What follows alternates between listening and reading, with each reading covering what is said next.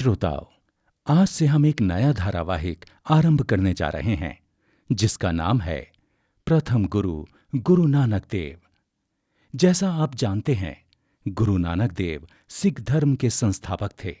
गुरु नानक जी का जन्म तलवंडी, जो वर्तमान में पाकिस्तान में स्थित है, वहां 15 अप्रैल सन 1469 को हुआ था। उनके पिता श्री मेहता कालू एक जमींदार राय बुलार जी के यहाँ तहसीलदार थे। तो आइए सुनते हैं गुरु नानक देव जी के जीवन पर आधारित पहली कड़ी। तहसीलदार जी, तहसीलदार कालू जी। हाँ जी जी जी जमींदार जी। मेहता कालू जी, बातें करते करते आप किस ख्याल में खो गए थे? जी मैं समझा नहीं जमींदार साहब। अरे, मैंने आपको 2 बार आवाज लगाई मगर आपको मालूम ही नहीं पड़ा। हाँ जी, वो कुछ वो किसी ख्याल में था मैं। अच्छा, किसके ख्याल में थे तहसीलदार जी? कुछ नहीं जमींदार जी, बस वो घर की कुछ बात थी। अच्छा अच्छा, बाहर आके भी भाभी के बारे में सोचते रहते हैं। बस कुछ बातें ऐसी होती हैं जी। आप बताइए, क्या कह रहे थे आप? हाँ, मैं सोच रहा था कि मुझे अपने टप्पा मंदिर के अंदर कुछ दान देना चाहिए। बहुत दिन बीत गए हैं कुछ धर्म कर्म का काज किए हुए। ये तो बड़ी अच्छी बात है जी। तो इसमें मुश्किल क्या है? बस समझ में नहीं आ रहा कि पैसे दूं या मंदिर में कोई निर्माण कार्य करवा दूं। अरे जमींदार जी, जो आपका दिल कहे आप वो कर दीजिए। मगर मैं एक बात नहीं समझ पा रहा। क्या? ये जमींदार जी के आप मुसलमान होते हुए मंदिर में क्यों दान करना चाहते हैं? कालू जी, आप तो जानते ही हैं, हमारे पुरखे हिंदू थे, पुई पट्टी वंश के। पिताजी ने इस्लाम कबूल कर लिया, इसलिए मेरे मन में दोनों धर्मों के लिए बराबर की श्रद्धा है। ये तो बहुत अच्छी बात है जी। तो आप एक काम कीजिए, यहाँ के मंदिर और मस्जिद दोनों में आधा आधा पैसा दान कर दीजिए। वाह तहसीलदार जी, ये तो बड़ी अच्छी बात कही आपने। मैं तो ऐसे ही कल से सोच में पड़ा हुआ था।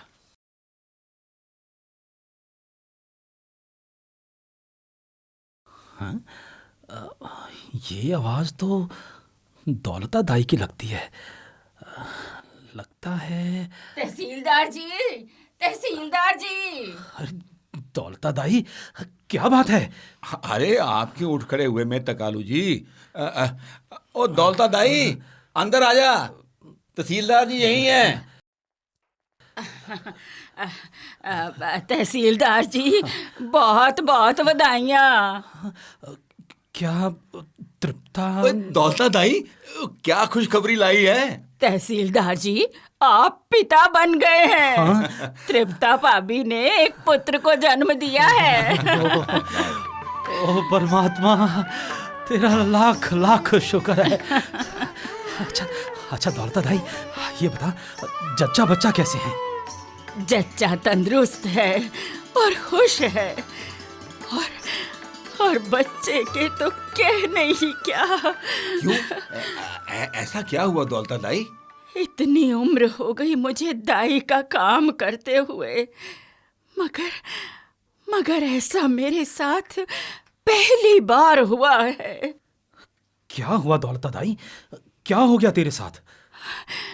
बालक को हाथ में लेते ही मेरे मन को ऐसी शांति मिली, ऐसी शांति मिली जिसको मैं बयान नहीं कर सकती। हाँ, कुदरत की ये देन शांति तो देती ही है। ना ना जमींदार साहब, मैं आम शांति की बात नहीं कर रही। मैं आत्मा की शांति की बात कर रही हूँ। उसे छूते ही मेरा चित्त प्रसन्न हो उठा और मैं अनायास ही भाव विभोर हो गई। अच्छा, जमींदार साहब, मैं घर चलता हूँ।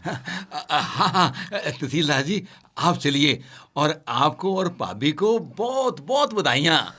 भगवान बच्चे को लंबी उम्र दे। शुक्रिया जी, बहुत बहुत शुक्रिया आपका। अच्छा, मैं भी चलती हूँ जमींदार जी। दौलता दाई, एक बात बताती जा। पूछिए। दौलता दाई, मैंने कभी तुझे ऐसी बातें करते नहीं देखा। ऐसी और क्या खास बात थी जो तू इतनी खुश है? जमींदार साहब, इस बालक के जन्म लेते ही सारा कमरा अलौकिक प्रकाश से जगमगा उठा। अच्छा, तब तो अवश्य ही अलौकिक बालक ने जन्म लिया है। हाँ हुजूर, मुझे अब याद आ रहा है कि मैंने उस समय कुछ अस्पष्ट और आद्वलाद कारिणी वाणियां सुनी हैं। कुछ क्षण ऐसा भी लगा जैसे जैसे कहीं अलौकिक संगीत बज रहा हो। अच्छा, और ये तो बताओ, बालक कैसा है दिखने में? जमींदार साहब, अन्य बच्चे तो जन्म लेने पर रोते चिल्लाते हैं, पर इस बालक के मुखमंडल पर दिव्य मुस्कान दिखाई पड़ती है। इसके मस्तक के चारों ओर वृत्ताकार ज्योति पुंज दिखाई पड़ता है। मैं तो कालू के बेटे का जन्म वृत्तांत सुनकर ही धन्य हो गया। मेरे मन में उस बच्चे के दर्शन करने की तीव्र इच्छा जाग उठी है। जमींदार साहब, इसके लिए तो आपको 40 दिन इंतजार करना होगा। आपको तो पता ही है, बच्चे को सौरी में से 40 दिन से पहले नहीं निकाला जा सकता। हाँ, ये तो है ही। चलो, 41वें दिन सबसे पहला काम यही करूंगा। सुबह सुबह कालू जी के घर जाकर उस बच्चे के दर्शन करूंगा। हाँ हाँ, जरूर करिएगा, जरूर करिएगा। अच्छा जमींदार साहब, मैं अब चलती हूँ। हाँ, चलो, ठीक है, जाओ। बड़ा खुशकिस्मत है मेहता कालू, जो ऐसे पुत्र रत्न की प्राप्ति हुई है। अले अले अले मेरा लाडला, कितना सोना पुत्र मेरा। अब बस भी करो जी, कितना देखोगे मेरे बच्चे को। जब से आए हो हाथों में पकड़े निहारते ही जा रहे हो मेरे बेटे को। लाओ, इसे अब मेरे पास लटा दो। नहीं तरफता, दिल ही नहीं करता अपने लाल के चेहरे से आंखें हटाने को, और ना ही से अपने से दूर करने का मन करता है। देखो ना, कितना नूर है इसके चेहरे पर। यही हालत तो मेरी भी है, तभी तो मैं कह रही हूँ इसे मेरे साथ लिटा दो। आराम करने दो ना मेरे बेटे को। अच्छा भाई, अच्छा, आराम करने देते हैं अपने लाडले को। लिटा लो आराम से। अच्छा, अब आप जाओ। हाँ? आपको बहुत से काम करने हैं। काम? कौन से काम? अरे, आस पड़ोस वालों का, रिश्तेदारों का मुंह मीठा कराना है ना। अरे हाँ हाँ भाई, हाँ, अभी बधाई देने वाले लोग आने लगेंगे, जैसे जैसे सबको खबर लगेगी। अब तक तो आधे गांव को खबर लग भी चुकी होगी। हैं? वो कैसे? दौलता दाई के पेट में वैसे भी कोई बात नहीं पचती, और ये तो घटना ही ऐसी है। पता है, उसने ये खबर सबको दे भी दी होगी। ठीक कह रही हो तुम। हाँ, अब मुझे हलवाई के पास फौरन जाना चाहिए। और पंडित हरदयाल जी को भी संदेश देना है। अरे हाँ, उनसे बच्चे की जन्म कुंडली भी तो बनवानी है। और ओ भाई तहसीलदार जी, ओ तहसीलदार कालू जी। अरे, ये तो पंडित हरदयाल जी की आवाज है। हाँ, ये यहाँ कैसे आ गए? इनको तो अभी हमने संदेशा भिजवाया ही नहीं। लगता है इन्हें भी दौलता दाई ने खबर दी है। हाँ। ओ भाई कालू जी, ओ तहसीलदार कालू जी, कहाँ हो? पंडित जी, मैं आ रहा हूँ, रुकिए। अब पधारिए पंडित जी, पधारिए। आप बड़े अच्छे मौके पर आए हैं। मैं आप ही की तरफ आ रहा था जी। भाई मुझे मालूम था आप आते होंगे, मगर मैंने जो दौलता दाई से सुना उसे सुनकर रोक नहीं पाया मैं खुद को। भाई जरा बालक को यहाँ लाइए, मैं भी तो उसे देखना चाहता हूँ। पंडित जी, अभी तो वो एक दिन का भी नहीं हुआ, उसे सॉरी से बाहर कैसे निकालूं? आप तो जानते ही होंगे पंडित जी, बच्चे को 40 दिनों तक सॉरी से बाहर नहीं निकालते। कालू जी, ये रस्म आम बच्चों के लिए होती है, और जो मैंने सुना है भाई, उसके हिसाब से तो ये अलौकिक बालक है। देखो, उसको देखे बगैर मैं नहीं जाने वाला भाई। जी, मैं आपकी जिज्ञासा को समझता हूँ, किंतु परिवारजन बालक को बाहर जाने की अनुमति नहीं देंगे। मैं बस एक नजर बालक को देखना चाहता हूँ, उसके बाद आप फिर उसे सॉरी में लिटा देना। अच्छा पंडित जी, आप अगर इतना हट कर रहे हैं तो मैं बालक को बाहर ले आता हूँ। हाँ, जल्दी जल्दी लाइए, जल्दी लाइए। अच्छा जी।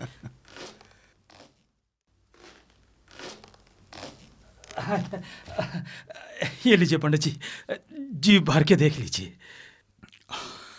लाइए लाइए लाइए। सतगुरु नानक प्रगटया, मिटी धुंध जग चानन होया, ज्यों कर सूरज निकलया, तरे छपे अंधेर पलुआ, गुरमुख कल विच प्रगटया।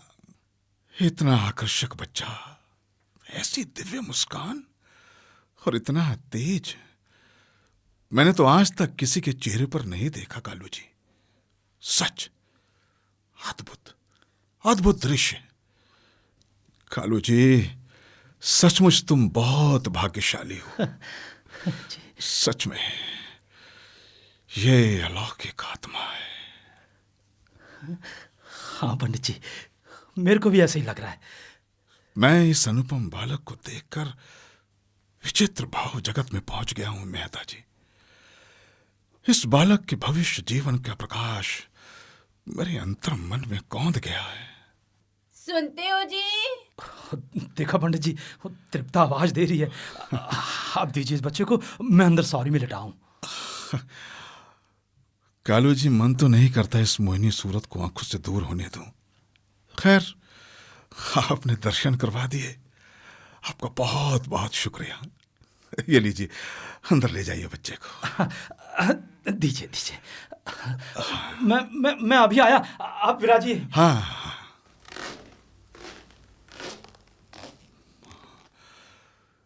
मैं जरा इस बच्चे की कुंडली तो बनाऊं, देखूं तो सितारों में क्या लिखा है। ये 5वां घर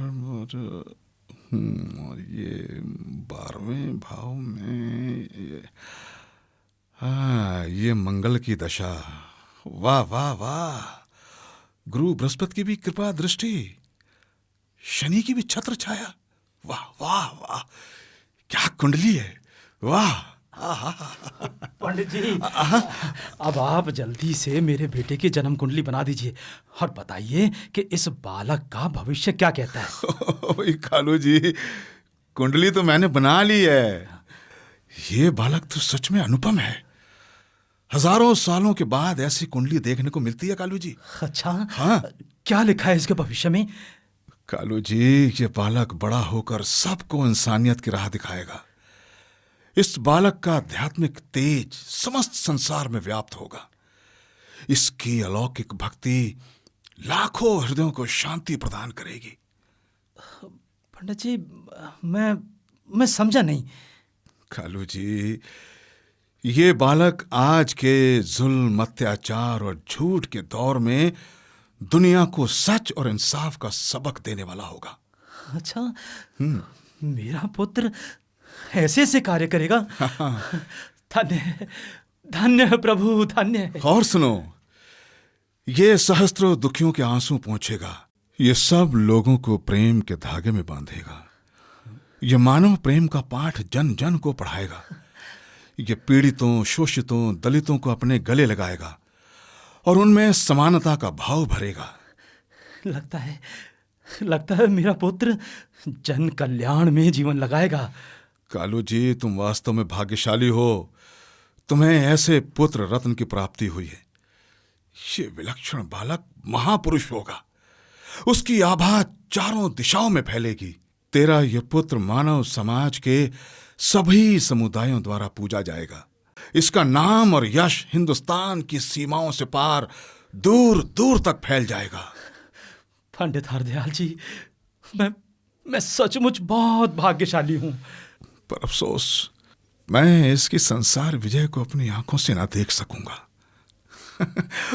फिर भी मुझे इसके दर्शन करके अपार प्रसन्नता हुई। मैं सचमुच सचमुच अत्यंत भाग्यशाली हूं कालू जी। मेरा पुत्र महापुरुष बनकर हुकूमत करेगा। वाह वाह ईश्वर वाह, तेरा लाख लाख धन्यवाद। गरीब के घर एक बादशाह ने जन्म लिया। तेरा लाख लाख धन्यवाद प्रभु। सतगुरु मेरा बेमोहताज, सतगुरु मेरा सच्चा साज, सतगुरु मेरा सबका दाता, सतगुरु मेरा पुरख विधाता। पंडित जी, अब इस बच्चे का नामकरण भी कर दो। हाँ, आज शुभ लगन भी है। अभी नामकरण करते हैं इस बच्चे का। हाँ, बताइए ना, मैं भी सुनूं। क्या नाम रखते हैं आप इसका? भाई कालू जी, देखो पत्री के हिसाब से तो बालक का ना अक्षर पर नाम निकलता है। नानक। हाँ, नानक देव रखो इसका नाम, नानक देव। नानक देव। हाँ जी पंडित जी, ये ठीक रहेगा। इसकी बड़ी बहन का नाम भी नानकी है। अरे वाह वाह वाह, ये तो संजोग की बात है कि नाम राशि भी वही बनती है। ठीक है पंडित जी, नानक ही रख दो। नानक और नानकी। हाँ। नानकी को नानक के नाम पर कितना हर्ष होगा। वो सोचेगी हमने उसके भाई का नाम उसी के नाम के कारण ही रखा है। और समय अपनी चाल चलता हुआ करवट बदलता रहा। कालू मेहता के घर जन्मा वो अद्भुत बालक भी समय के साथ बड़ा होता रहा। 5 वर्ष की अवस्था में पहुंचते पहुंचते बालक नानक के अद्भुत कार्यकलाप उनके परिवारजनों को आश्चर्य में डालने लगे। नानक, अरे ओ नानक। आई पिताजी। अरे नानकी, मैं तुझे नहीं, नानक पुत्र को बुला रहा हूं। नानक तो समाधि में बैठा है पिताजी। फिर समाधि में?